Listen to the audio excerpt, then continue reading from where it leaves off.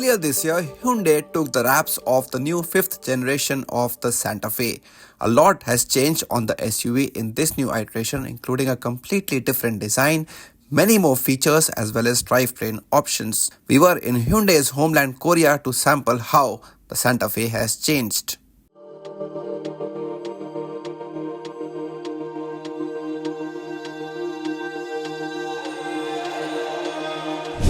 So the curves seen on the previous generation have gone away and the Santa Fe has now become more boxy.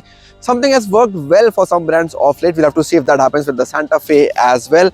But as I said, very boxy design on the SUV, and coming to the front, you get a lot of angles and less of curves, and this H pattern seen on the Hyundai Excel India is very visible here. Look at these DRLs.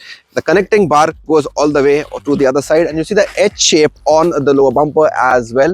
So a lot of edge here on the face. The grille sort of akin to more EVs like the HYUNDAI 5. So this flap here actually opens up when the car is moving. Right now it's closed, so gives you that more EV sort of a look. Then you come towards the profile. On this one, you're getting 18-inch wheels. The wheelbase is much longer now when you compare it to the previous generation, and big pillars, both the C pillar as well as the D pillar, unique design as well on them. You get 3 rows of seats inside, and the rear of the car also is a point which has been subject to a lot of discussion. Some like it, some do not. You get round plus boxy wheel arches, which is quite unique, and you also get 20 or 21-inch wheels depending on the variants. Use of piano black at many places on the exterior makes the look more premium. Just like the new Gen Tucson, here too the rear wiper is hidden, which is a nice touch.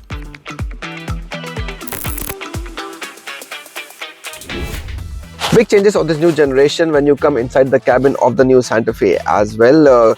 Gets a lot of features, something you expect from a car from Hyundai in this segment, and equally good is the fit and finish and the quality of materials used. A highlight for me are these twin screens, part of a curved display, both 12.3 inch. One is the digital cluster, another one is the touchscreen system. Gets you a lot of features, connectivity options, so whatever you want from your car, it will give you in terms of features and connectivity. Plus you also get 2 wireless chargers, not one, between the 2 front passengers, and another separate console for climate controls, which is a nice thing. A unique feature is this: you open up the box and you can put stuff here to disinfect them, so you can keep your phone or the handy items. That's nice. Ergonomically, cabin scores really well, a lot of storage options, and design wise also it sort of matches with the exterior theme of the vehicle. I like the way the steering wheel is made. Importantly, no Hyundai logo on the wheel. Instead of this, they've given the Morse code for the alphabet H, which is 4 dots, which is nice. Even the controls are quite different, and importantly, the gear shift lever is now behind the steering wheel, and that has freed up more space here in the console between the passengers. The SUV also gets a premium Bose surround sound system along with electric seats. The first row also has a relaxation seat with leg rest, which allows a better recline option. The H shape seen outside is also quite visible on the seats. You also get a digital internal rear view mirror along with digital key 2, which provides remote vehicle access and startup.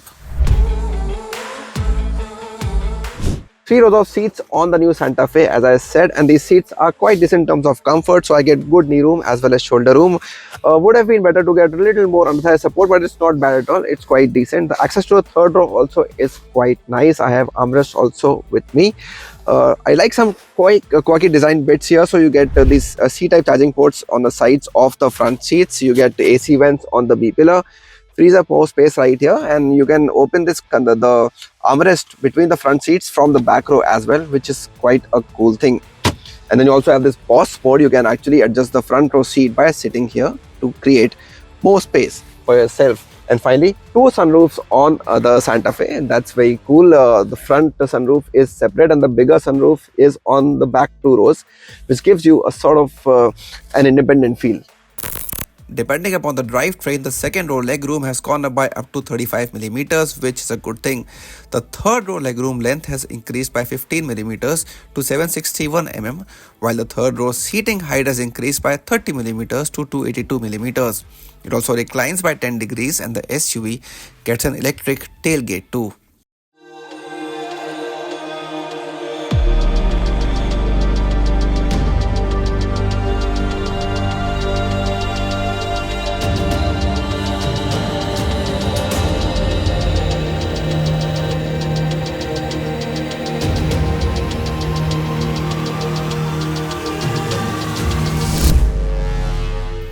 The new Santa Fe for the first time has come without a diesel engine but still gets as many as 4 drivetrain options.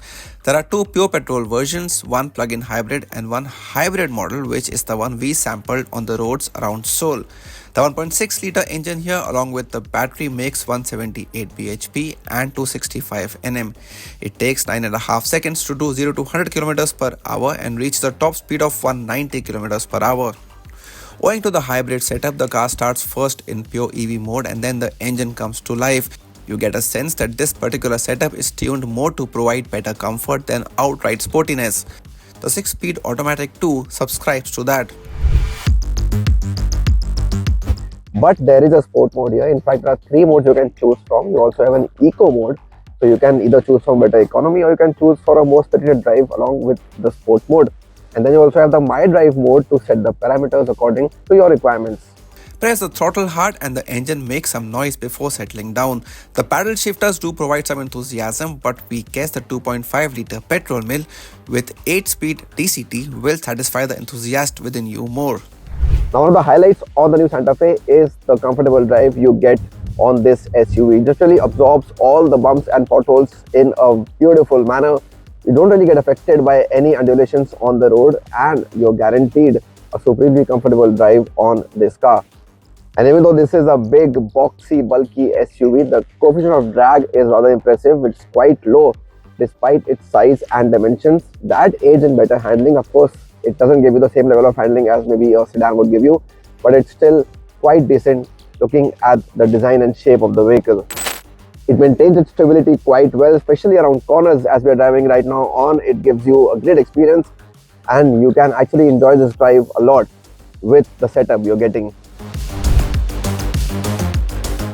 The coefficient of drag is just 0.29 and it's remarkable how the engineers at Hyundai have been able to achieve that. Because of this, the Santa Fe provides a fantastic mix of ride and handling.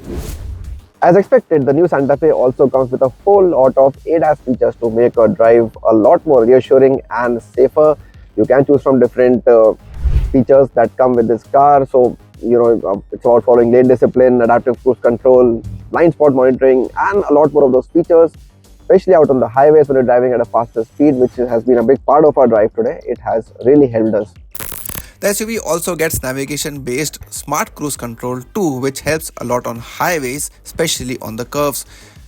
It might have a polarizing design, but everything else works really well for the new Santa Fe. It is loaded with features and luxury and comes with drivetrain options for all kinds of requirements. The new Santa Fe has certainly bridged the gap between itself and the flagship Palisade and is likely to be another success story for the Korean car maker.